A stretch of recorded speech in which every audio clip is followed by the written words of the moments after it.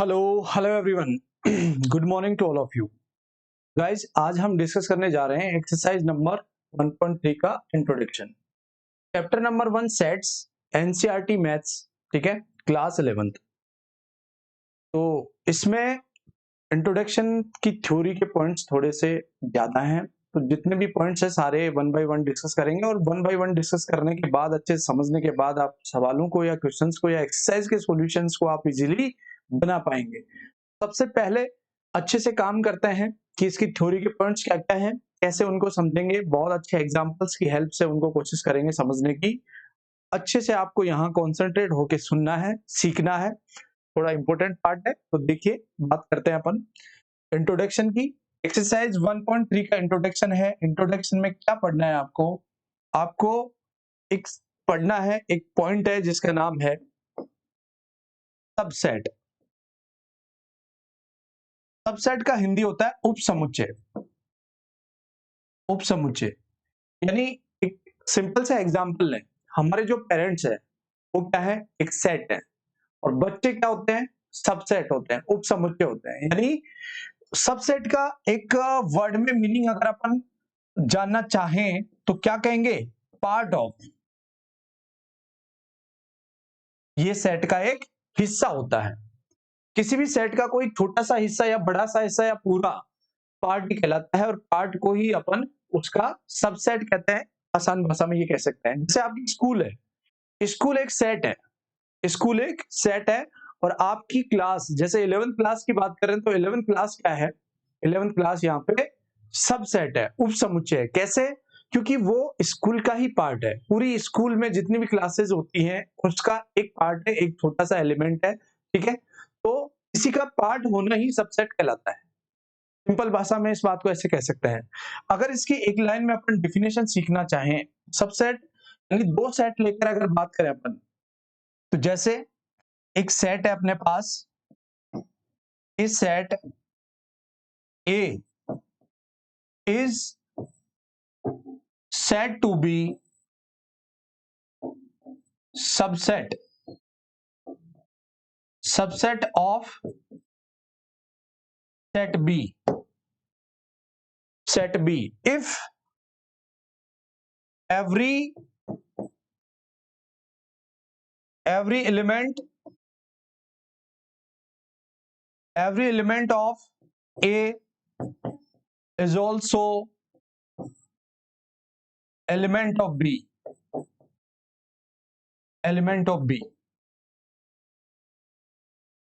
क्या सेट ए के जितने भी एलिमेंट हैं वो सेट बी के भी अगर एलिमेंट हैं, तो हम कहेंगे कि सेट ए सेट बी का सबसेट है। और सबसेट होना, इस बात को कैसे लिखते हैं? इस बात को ऐसे लिखते हैं मैथ्स में, मैथमेटिकली इस चीज को ऐसे रिप्रेजेंट करते हैं कि A is subset of B को कैसे लिखेंगे?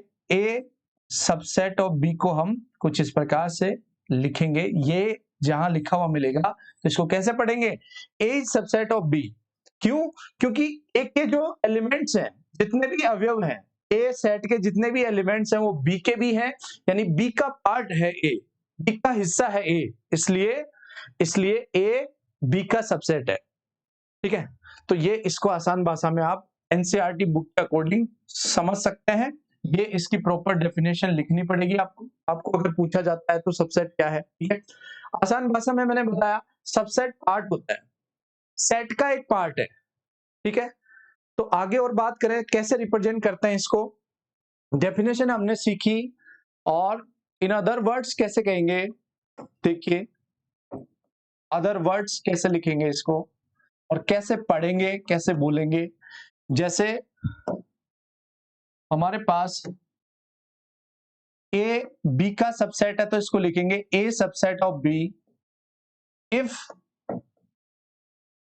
ए, जो कि इसको बिलोंग करता है, ए सेट को बिलोंग करता है, वही एलिमेंट बी सेट को भी बिलोंग करना चाहिए। ए एक एलिमेंट है, एक अवयव है जो कि ए सेट को बिलोंग करता है, ए सेट के अंदर है, और वही एलिमेंट ए बी सेट के अंदर होगा तो हम क्या कहेंगे? हम कहेंगे कि ए बी का सबसेट है, और इसको मैथमेटिकली इस तरह से लिखते हैं। इसका एक और वे होता है रिप्रेजेंट करने का, जिसको आप कुछ इस तरह से भी लिख सकते हैं। वो क्या है, देखिए, A subset of B if small A belongs to capital A. और ये जो सिंबल है, ये आप लगा के एंड लगाने की आवश्यकता नहीं है, इस तरह से भी आप इसको रिप्रेजेंट कर सकते हैं। यानी ये भी एक वे होता है, एक तरीका होता है इसको लिखने का, ठीक है। इसका क्या मतलब होता है, इसका मीनिंग क्या है, इस सिंबल का मीनिंग क्या है, इसको इंग्लिश में अपन क्या कहते हैं, इम्प्लाइज। इम्प्लाइज इसका मीनिंग है, ठीक है, यानी इस सिंबल का नाम है। तो इसको अपन लैंग्वेज के फॉर्म में कैसे पढ़ेंगे, यदि ए बी का सबसेट है, ए बी का सबसेट है, if A is element of small A is element of A set ए, ठीक है, implies that a is also element of b।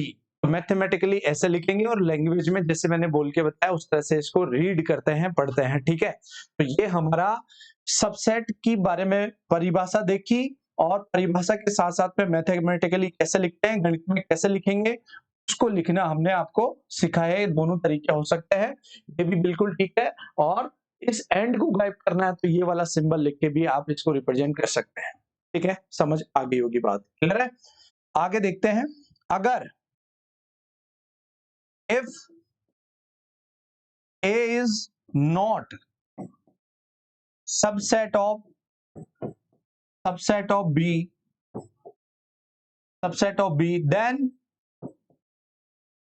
Then we write as as A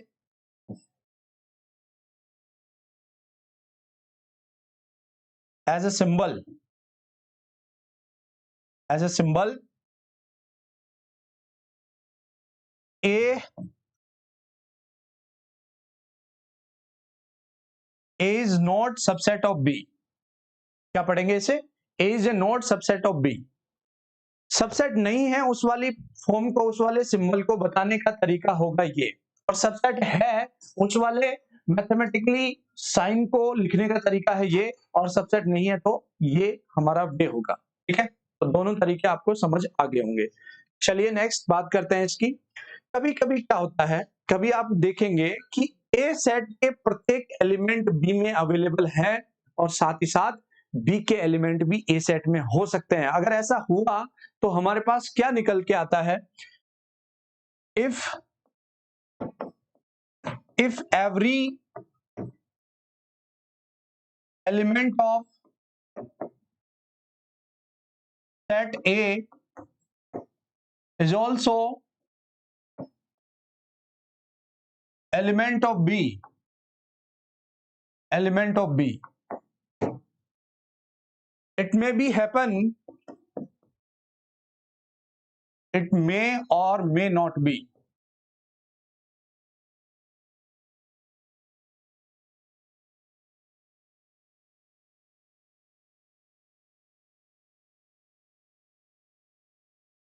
every element of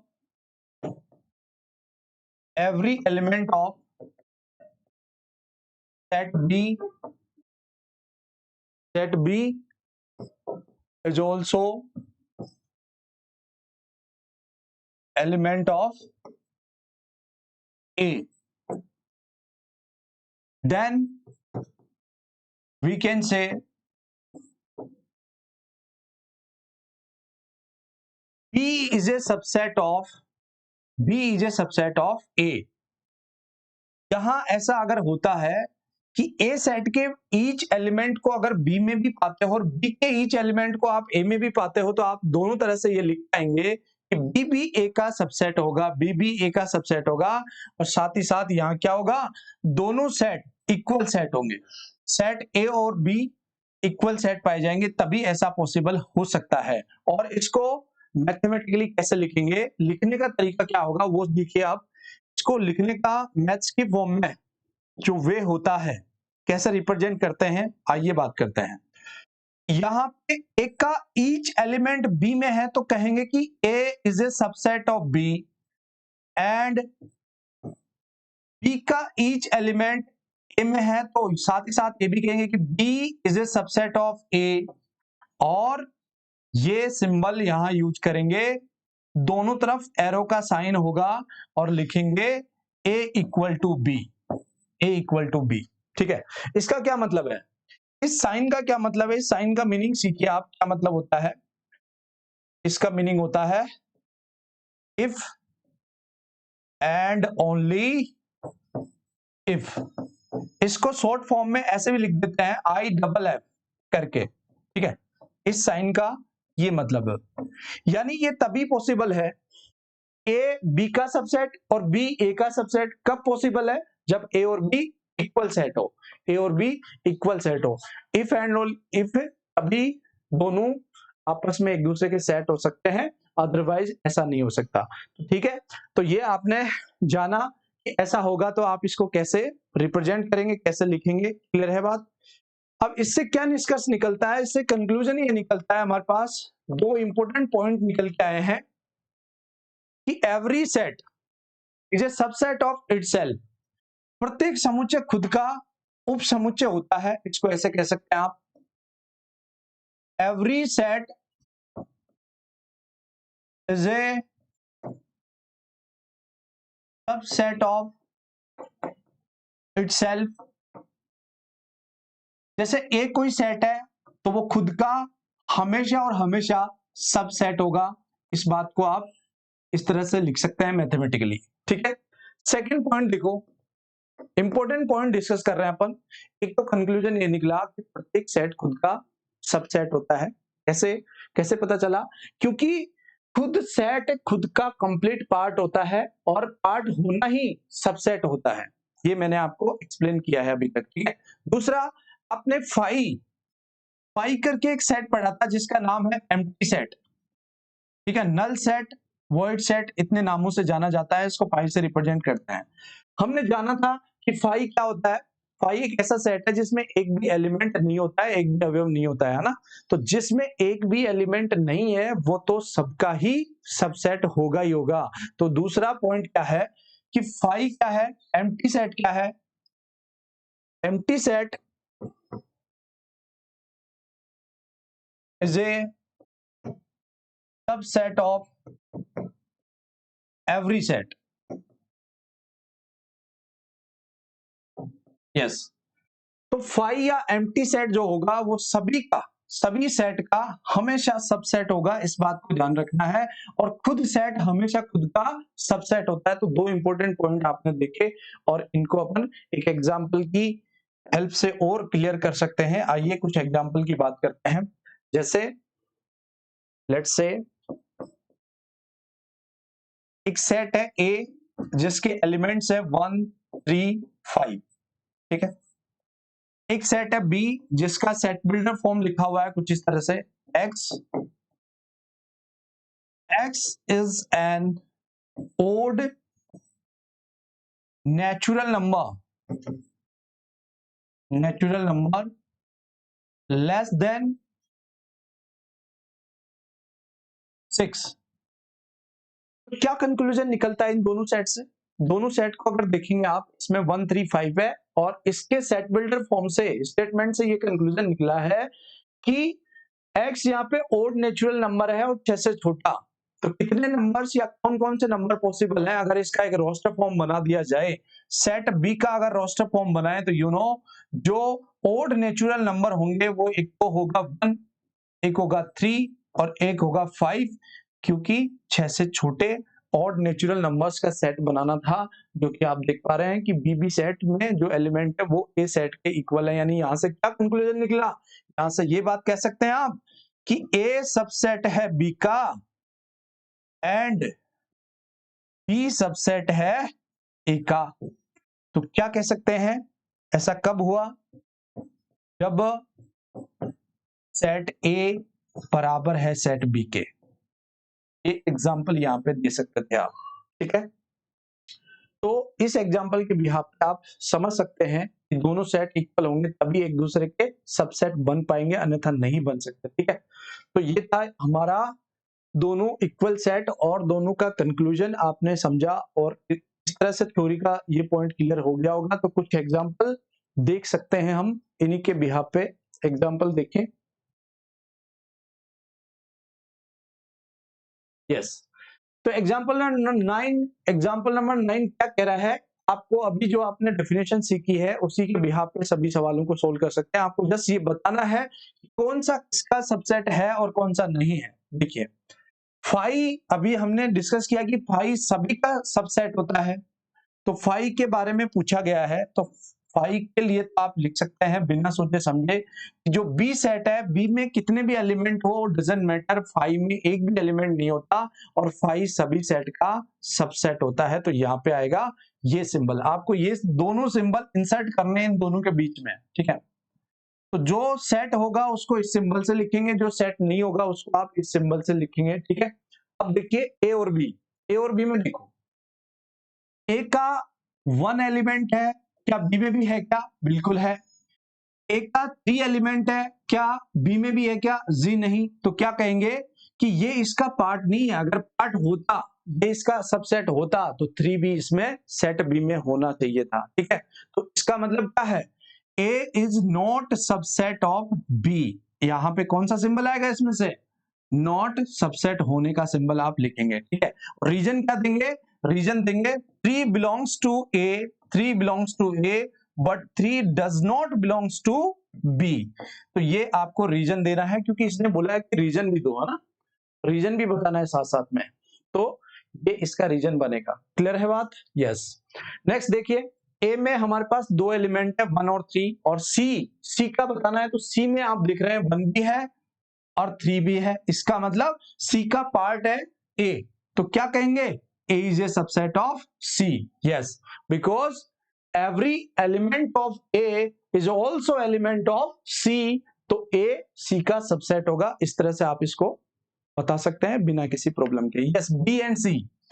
B के elements में देखेंगे अपन 1 5 9, 1 इसमें भी है, इसमें भी है, 5 इसमें है, इसमें भी है, 9 इसमें है, इसमें भी है। तो क्या कहेंगे आप? B is a subset of C। तो यहां पे इन तीनों एग्जांपल्स को इस तरह से देख सकते हैं बिना किसी प्रॉब्लम के, ठीक है। तो देख पाए आप 9 एग्जांपल को अपन आसानी से समझा कुछ। अब देखते हैं एग्जांपल नंबर 10। उसी का सेम थ्योरी का जो कॉन्सेप्ट है वो लगाना है और बताना है आपको, ठीक है।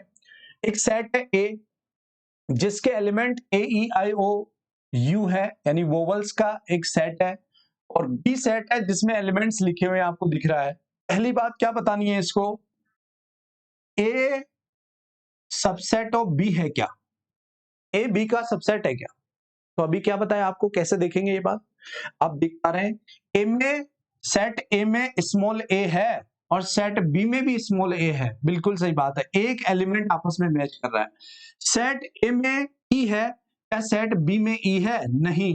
तो एक भी एलिमेंट अगर सिमिलर नहीं है, अगर पूरा पूरा एक दूसरे में नहीं है, तो हम वहीं रुक सकते हैं और कह सकते हैं कि ये इसका सबसेट नहीं है। तो आप क्या कहेंगे? A is not subset of B. Reason क्या देंगे? रीजन भी देना है आपको। रीजन बताएंगे तो कैसे? इसमें पूछा गया है कि वाई, तो आप कैसे बताएंगे कि small E belongs to capital A but small E does not belongs to B. तो ये हमारा रीजन होगा, ठीक है। साथ ही साथ और भी आप रीजन दे सकते हैं। रीजन के रूप में क्या दे सकते हैं? इसमें आई है, इसमें आई नहीं है, ठीक है। इसमें ओ है, इसमें नहीं है, इसमें यू है, इसमें भी नहीं है। तो आप ई के साथ साथ ये एलिमेंट भी लिख सकते हैं चाहे तो, अदरवाइज एक एलिमेंट से भी बात बन जाएगी, वहां भी गलती के कोई चांसेस नहीं है, ठीक है। तो ये हमारा रीजन होगा, इसमें ये सभी एलिमेंट नहीं है। दूसरा क्या बोला? क्या बी, सेट बी ए का सबसेट है? और है तो बताओ, अन्यथा नहीं है तो बताओ क्यों नहीं है। तो बी में जाएंगे हम, सेट बी में देखेंगे, ए है, इसमें भी ए है, बी है, इसमें नहीं है, सी है, इसमें नहीं है, डी है, इसमें नहीं है। तो क्या कहेंगे? B is also not set of A. B भी यहां पे ए का सबसेट नहीं है। तो इसका रीजन भी क्या देंगे आप? सेट बी में स्मॉल बी है, सी है, डी है, ये सब एलिमेंट बी से तो बिलोंग करते हैं, बट ये सभी एलिमेंट से बिलोंग नहीं करते।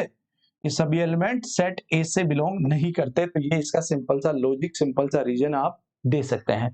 तो ये दोनों एग्जाम्पल बड़े सिंपल थे, लेकिन आप सेट की डेफिनेशन को यहाँ यूज करना सीख सकते हैं और आप आसानी से इन एग्जाम्पल की हेल्प से क्लियर कर सकते हैं। ठीक है, तो बात करते हैं, बहुत इंपॉर्टेंट एग्जाम्पल है अपना एग्जाम्पल नंबर 11, जिससे आपको कुछ अच्छे कॉन्सेप्ट सीखने को मिलेंगे। तो देखिए, इसको करने से पहले हमें कुछ कॉन्सेप्ट जानने पड़ेंगे। इसमें क्या लिखा हुआ है देखिए, आप यहाँ पे 3 सेट दिए हुए हैं, सेट ए, बी और सी। ठीक है, 3 सेट्स हैं। A belongs to B, set A B से बिलोंग करता है, और बी जो सेट है वो सी का सबसेट है। बी जो सेट है वो सी का सबसेट है। साथ ही साथ आपको क्या दिखाना है, आपको ये बताना है क्या ए का सी, एक ए सी का सबसेट है क्या। ठीक है, तो इस एग्जांपल को करने से पहले हमें कुछ बिलोंग्स टू और सबसेट होने, दोनों बातों को अच्छे से क्लियर करके इस क्वेश्चन को अपन खुद से एग्जाम्पल क्रिएट करेंगे और उसके बिहाफ पे इसको समझाएंगे। तो देखिए, पहले आप समझिए क्या एक कॉन्सेप्ट, देखिए बात करते हैं कौन सा कॉन्सेप्ट है जो जानना चाहिए आपको। Concept of belongs to and subset of, दोनों को अच्छे से क्लियर करके लेके चलेंगे अपन, तभी आप वो सवाल कर पाएंगे। तभी एक्सरसाइज में भी देखेंगे कि कुछ इंपॉर्टेंट सवाल इस कॉन्सेप्ट पे बेस्ड होंगे। बिलोंग्स टू का क्या मतलब है, ठीक है, बिलोंग्स टू को सीखिए। जैसे हमारे पास कोई एक सेट है, सेट में एलिमेंट्स लिखे हैं 1 2 3 4, कुछ भी हो सकता है ना, एग्जाम्पल हमने लिया है, और यहाँ पे लिखा हुआ है 1 और साइन है बिलोंग्स टू का। तो क्या ये बात ट्रू है? और दूसरा लिखा हुआ है साइन हमारे पास सबसेट होने का, और सेट वही है 1 2 3 4, यहाँ पे है 1। तो क्या दोनों में से कौन सा ट्रू है, कौन सा फॉल्स है, और सबसेट होने के लिए क्या चाहिए और बिलोंग्स टू होने के लिए क्या चाहिए? तो आइए इस बात को सीखते हैं अपन। सबसेट होने के लिए और बिलोंग्स टू होने के लिए देखिए क्या चाहिए। इस सेट का ये एक एलिमेंट है, ठीक है, अगर एलिमेंट होगा, अगर एलिमेंट होगा तो बिलोंग्स टू होगा। अगर बाहर एलिमेंट है और वो उसी सेट से बिलोंग करता है, उसी सेट का एक एलिमेंट है, तो हम कहेंगे कि ये इससे बिलोंग करता है। यानी बिलोंग्स टू होने के लिए, बिलोंग्स टू होने के लिए एलिमेंट होना जरूरी है, अवयव होना जरूरी है। ठीक है, पहली बात। दूसरा, सबसेट होने के लिए उसी एलिमेंट को एक सेट होना पड़ेगा। दो इंपॉर्टेंट बात मैं बोल रहा हूं, क्या बिलोंग्स टू होने के लिए एलिमेंट होना जरूरी है, एलिमेंट होगा तो ही कहेंगे कि ये बिलोंग्स करता है इससे, और सबसेट होने के लिए एलिमेंट को सेट होना पड़ेगा, सबसेट होने के लिए एलिमेंट को सेट होना पड़ेगा। इंपॉर्टेंट बात बोली है मैंने, 2 बार इस बात को बोल चुका हूं और मैं लिख भी देता हूं इसको, आप अच्छे से इस बात को समझ जाओ, फिर क्वेश्चन नंबर एग्जाम्पल नंबर 3 को या 11 को कर पाएंगे अपन। यस, देखिए क्या बोला मैंने, बिलोंग्स टू होने के लिए यहां लिख रहा हूं मैं, बिलोंग्स टू होने के लिए, होने के लिए एलिमेंट होना, एलिमेंट होना पड़ेगा। बात नंबर 2, सबसेट, सबसेट होने के लिए, सबसेट होने के लिए एलिमेंट को, एलिमेंट को सेट, सेट होना पड़ेगा। यस, अब इसमें इस तरह से पूछता है तो कभी कोई कंफ्यूजन नहीं होता, बट कंफ्यूजन कैसे क्रिएट होता है उसकी बात करते हैं अपन, है ना। मैंने बताया एलिमेंट होगा तो बिलोंग्स टू होगा, एलिमेंट अगर सेट बन जाए तो कहेंगे कि ये इसका सबसेट है, एलिमेंट अगर सेट हो तब तो सबसेट होगा, और एलिमेंट ही हो तो बिलोंग्स टू होगा। तो इसको और अच्छे से क्लियर करने के लिए एक एग्जांपल लेते हैं, जिसके बारे में मैं आपको 2 बातें पूछूंगा और आप बताएंगे मुझे कि ये कौन सा ट्रू है और कौन सा कब है। एक सेट है जिसमें इतने सारे एलिमेंट लिखे हुए हैं, ठीक है, ये एक सेट है। हमारे पास बाहर एक जानकारी दी हुई है, बाहर एक जानकारी है जो 1 और 2 को रिप्रेजेंट करता है, बीच में जो सिंबल है वो बिलोंग्स टू है। तो आप मुझे बताओ क्या ये बिलोंग्स टू होगा या सबसेट होगा, इन दोनों में से कौन सा होगा और क्यों। हमारे पास एक सेट है, उसका एक एलिमेंट है, जो एलिमेंट सेट की फॉर्म में लिखा हुआ है। एलिमेंट यहाँ पे सेट की फॉर्म में लिखा हुआ है, जो खुद ही एक अंदर एक सेट बन के बैठा हुआ है और बाहर आपको दिख रहा है ये इस तरह से लिखा हुआ है। बीच में आप मुझे बताओ बिलोंग्स टू का साइन होगा या सबसेट का साइन होगा। तो आप इसको देख के कैसे बताएंगे, यहाँ पे स्टूडेंट काफी कंफ्यूज होते हैं। तो कंफ्यूजन को दूर करने के लिए इसके बारे में अपन डिटेल में बात करते हैं, ठीक है। देखो बच्चों क्या है, इस सेट में ये पूरा क्या है, वन एलिमेंट है, वन एलिमेंट है। यहाँ पे एक एलिमेंट को रिप्रेजेंट कर रहा है ये, ठीक है। तो ये एलिमेंट के रूप में बाहर लिखा हुआ है। बाहर सेट होने के लिए, सेट बनाने के लिए उसको करली ब्रेसेस के अंदर लिखना पड़ता है, लेकिन ये देखिए सेट के अंदर एक करली ब्रैकेट के अंदर 1 और 2 लिखा हुआ है, यानी कि ये पूरा कंबाइंड एक एलिमेंट को रिप्रेजेंट कर रहा है, पूरा कलेक्टिवली वन एलिमेंट को रिप्रेजेंट कर रहा है। इसलिए अगर ऐसा का ऐसा बाहर लिखा हुआ है तो ये एलिमेंट ही तो है, और एलिमेंट अगर है तो हमने क्या सीखा, एलिमेंट होगा तो बिलोंग्स टू होगा, एलिमेंट होगा तो बिलोंग्स टू होगा। ये आप इस बात को गौर करिएगा, एलिमेंट होता है तो हमेशा बिलोंग्स टू का साइन लेंगे, और अगर इसको सबसेट होना है तो ये जो एलिमेंट है, ये 1 और 2 एलिमेंट लिखा हुआ है, उसको आप कैसे लिखेंगे, सबसेट की फॉर्म में अगर बताना है तो इसको आप इस तरह से दिखाएंगे, 1 और 2 इस पूरे के ऊपर एक करली ब्रैकेट लगाएंगे, तो अब आप कह सकते हैं कि ये इसका सबसेट होगा, ये इसका सबसेट होगा। तो दोनों में मैंने क्लियर किया है, अगर एलिमेंट के रूप में बाहर है तो बिलोंग्स टू लिखेंगे, और उस एलिमेंट को अगर सेट बना के लिखा हुआ है, सेट तब बना जब उसके ऊपर एक करली ब्रैकेट लगाया, तो ठीक है, करली ब्रैकेट लगाने के बाद सेट बन चुका है, और सेट बनने के बाद हमारे पास बिलोंग्स टू का साइन नहीं होगा, किसका साइन होगा, सबसेट का साइन होगा। तो आई थिंक ये एग्जाम्पल क्लियर है, मैंने बिलोंग्स टू और सबसेट को क्लियर किया। और आइए एग्जाम्पल नंबर 11 पे, इसको समझिए। यस क्या कह रहा है, देखिए यहां पे हमारे पास A बिलोंग्स टू B लिखा हुआ है, तो आप खुद के मन से आप लेट ए का कोई भी एलिमेंट आप मान सकते हैं, आपकी मर्जी, जो मानेंगे वो आगे लेके चलना है अपन को, ठीक है। तो ए में मैंने एग्जांपल की फॉर्म में 1 और 2 एलिमेंट माने हैं, ठीक है, 1 और 2। ए एक सेट है जिसके एलिमेंट है 1 और 2, क्लियर। अब देखिए इसने बोला कि ए बिलोंग्स टू बी, क्या मतलब है, क्या सीखा हमने, बिलोंग्स टू यानी बी के अंदर ए एक एलिमेंट के रूप में है। यानी मैं इसको हिंदी में अगर लिख के बताऊं, थोड़ा सा हाईलाइट कर दूं, बी में ए एक एलिमेंट है, बी में ए एक एलिमेंट है, इस पे ध्यान देना। इसका मतलब अगर बी सेट लिखने जाए हम तो क्या होगा, इसका मतलब बी सेट लिखने जाएं तो क्या होगा, ये जो ए सेट है ये पूरा का पूरा बी के अंदर एक एलिमेंट के रूप में होगा, ठीक है। तो ये तो होगा ही होगा, साथ ही साथ इसका खुद का भी मान लो एक 3 जो है, 3 4 5 कुछ भी हो सकता है, मेरे एग्जांपल के रूप में खुद से पिक कर रहे हैं अपन इन एग्जांपल्स को। तो 3 एक और इसका एक्स्ट्रा एलिमेंट है, ठीक है। तो यहां तक इस बात का मीनिंग हमने मैथ्स में इस तरह से आपको बताना है। अब देखिए क्या कहता है कि B is a subset of C। B किसका सबसेट है, C का, ठीक है। C का सबसेट है तो इसको कैसे लिखेंगे, यानी अगर ऐसा है तो क्या हुआ, हमने कहा सबसेट है तो भैया B है ना, B C का पार्ट है।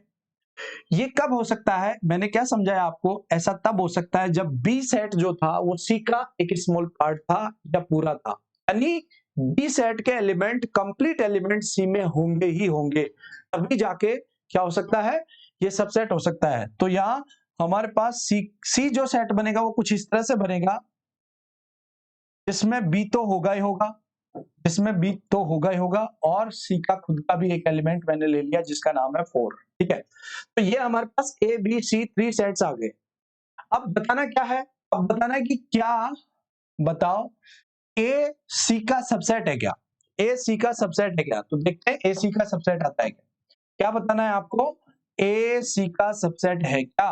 तो ए क्या है, ए हमारे पास 1 और 2 है, ठीक है, देखते हैं। और सी क्या है, सी हमारे पास 1 2 साथ ही साथ 3 एंड 4। तो इसको देख के अभी जो कॉन्सेप्ट बताया उसके बिहाफ पे आप आसानी से समझ सकते हैं, जवाब दे सकते हैं सभी बच्चे कि ये सबसेट है या बिलोंग्स टू है ना। सी सेट को देखो आप, सी सेट के अंदर ये एक एलिमेंट है, सी सेट के अंदर ये एक एलिमेंट है, कौन, ये पूरा एक 1 एलिमेंट है। ठीक है, ठीक है, ऐसे नहीं देखना कि 1 इसमें है नहीं है, 2 इसमें है नहीं है, इसमें नहीं है, क्यों नहीं है, ये कंप्लीट 1 एलिमेंट है, ना कि ये इंडिविजुअल 1 1 करके आपको लिखा हुआ दिख रहा है। ठीक है, तो ये बच्चों क्या है, ये इसका एलिमेंट और बाहर भी एलिमेंट है, बाहर भी एक एलिमेंट की फॉर्म में लिखा हुआ है, तो इसका मतलब एलिमेंट होता है तो बिलोंग्स टू होता है, एलिमेंट होता है तो बिलोंग्स टू होना चाहिए। ठीक है, सबसेट नहीं हो सकता। सबसेट होने के लिए, सबसेट होने के लिए इसी एलिमेंट को कुछ इस तरह से होना चाहिए था, कुछ इस तरह से होना चाहिए था, तभी हम कह सकते हैं कि ये इसका सबसेट है। ऐसा होता तो हम कहते हैं कि ये इसका सबसेट है, बट हमारे पास एलिमेंट के रूप में है, तो ये ऐसा होता, कैसा होता कि A बिलोंग्स टू C, अब तो ट्रू था, बट हमारे साथ, हमारे पास पूछा है कि क्या सबसेट है क्या, तो हमारा आंसर क्या होगा, A is not subset of C। क्यों, रीजन मैंने आपको एक्सप्लेन किया है। ठीक है, तो ये था एग्जाम्पल नंबर 11। बहुत अच्छा कॉन्सेप्ट है।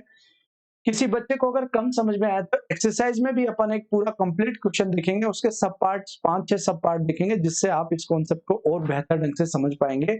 मैंने आपको और वहां एक्सरसाइज में इसको समझाना है, अभी आप इसको वीडियो को पीछे करके और देख सकते हैं। ठीक है, तो ये था हमारा example number 11, concept of belongs to. छोटी सी बात हमारे सामने एक और है जिसको अपन डिस्कस कर लेते हैं, फिर देखते हैं आगे के पॉइंट, है ना। जैसे 2 सेट है, let 2 set A and B, if A subset of B and A not equal to B हो, A not equal to B हो, तब हम क्या कहेंगे, तब हमारे पास 2 बातें और निकल के आती हैं। ये जो A सेट है ना, then set A is called proper set of B, proper set of B। ठीक है, और B क्या होगा, and B is super set of set ए। अगर किसी भी सेट में एक ही एलिमेंट है, किसी भी सेट में एक ही एलिमेंट है, तो ऐसे सेट को क्या कहते हैं, सिंगलटन सेट। ये बातें भी आपको पता होना चाहिए। देखिए, ऐसा देखते ही हमारे दिमाग में ये आता है कि कहीं ए और बी आपस में बराबर तो नहीं है। अगर बराबर नहीं है, ऐसा खुद चला के बोलता है, तो हम उस केस में क्या कहते हैं कि ए ऐसे केस में बी का प्रॉपर सेट है, ए ऐसे केस में बी का प्रॉपर सेट है, और बी ऐसे केस में ए का सुपर सेट है। तो ये 2 बातें भी आपको पता होनी चाहिए। ठीक है, तो ये था गाइस इसका थ्योरी का फर्स्ट पॉइंट। आगे देखते हैं अपन एग्जांपल्स।